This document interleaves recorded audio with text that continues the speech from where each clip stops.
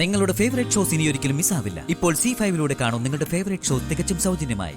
അവളുടെ അന്ത്യം കുറിക്കുന്ന ഒരു ദിവസം ഉടനെ വരും മോളെ. പക്ഷേ അതുവരേക്കും നീയും വിശാലും വളരെയേറെ ശ്രദ്ധിക്കണം. എന്നെ കൊലപ്പെടുത്തിയതുപോലെ അവള് നിങ്ങളെയും കൊലപ്പെടുത്താൻ ശ്രമിക്കുന്നുണ്ട്. അനുഭവം നീ ഇപ്പൊ അറിഞ്ഞതല്ലേ, അതുകൊണ്ട് കരുതിയിരിക്കണം. വിശാല് ഇതൊന്നും അറിയാത്ത സ്ഥിതിക്ക് പ്രഭാവതിയെ അവൻ സ്വന്തം അമ്മയായി വിശ്വസിക്കുന്നത് കൊണ്ട് മോളെ നീ വേണം അവന്റെ രക്ഷ ഏറ്റെടുക്കേണ്ടത്. എന്ത് തന്നെ ആയാലും അവനെ നീ രക്ഷിക്കുമെന്ന് ഒരു വാക്ക് നീ എനിക്ക് തരണം. അമ്മ ഇതെന്നോട് പ്രത്യേകിച്ച് പറയേണ്ടതൊന്നുമില്ല. ഞാൻ ജീവിച്ചിരിക്കുമ്പോ വിശാൽ സാറിന്റെ ദേഹത്ത് ഒരു തരി മണ്ണ് വീഴാൻ ഞാൻ സമ്മതിക്കില്ല. സാറിനെ ഞാൻ എന്റെ കണ്ണിലെ കൃഷ്ണമണി പോലെ ഞാൻ രക്ഷിക്കും. ഇത് പാർവതിയുടെ വാക്കാണ്. ഇതിന് ഒരിക്കലും ഒരു മാറ്റം ഉണ്ടാവില്ല. എനിക്കറിയാം ജീവൻ പോയാലും നീ അവനെ ആ ദുഷ്ടർക്ക് വിട്ടുകൊടുക്കില്ലെന്ന്. എന്റെയും എന്റെ ഒരു ശാന്തതയ്ക്കും വേണ്ടി വീണ്ടും ഓർമ്മിപ്പിച്ചെന്നേ ഉള്ളൂ മോളെ. നീ ഉപാസിക്കുന്ന ഉദയന്നൂരമ്മ നിന്നെ അനുഗ്രഹിക്കട്ടെ.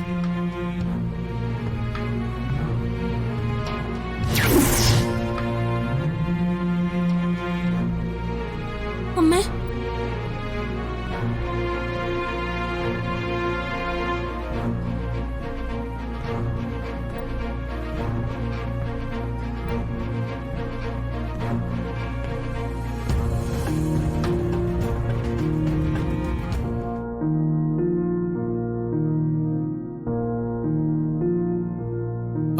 മോളെ, നീ ഇതെവിടെ പോകുന്നു? അച്ഛാ, എനിക്ക് വിശാൽ സാറിനെ കാണണം. എന്താ മോളെ, എന്തെങ്കിലും അത്യാവശ്യമുണ്ടോ? എന്തെങ്കിലും പ്രയാസം തോന്നുന്നുണ്ടോ? അതൊന്നും അല്ല. പിന്നെ മോളെ, നിനക്ക് എന്താ വേണ്ടത്? എനിക്ക് സാറിനെ ഒന്ന് കാണണം. സാറിനോട് എനിക്ക് ഒരു സത്യം പറയാനുണ്ട്. സത്യമോ? എന്ത് സത്യം? അച്ഛാ, ആ സത്യം അച്ഛനും അറിയേണ്ടത് തന്നെയാ.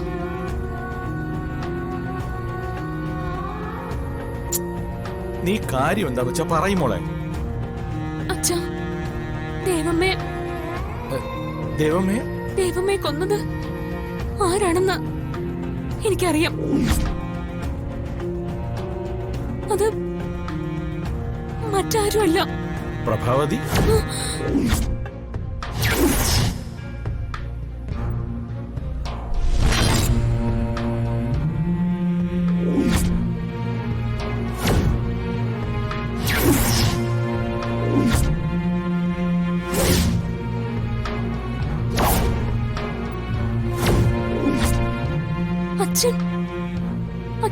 അച്ഛൻ ഇതെങ്ങനെ അറിഞ്ഞു?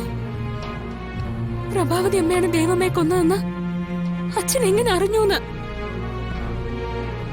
അച്ഛനിത് നേരത്തെ അറിയാമായിരുന്നോ? ഡൗൺലോഡ് ചെയ്യൂ C5 ആപ്പ്. കാണൂ എല്ലാ എപ്പിസോഡുകളും സൗജന്യമായി.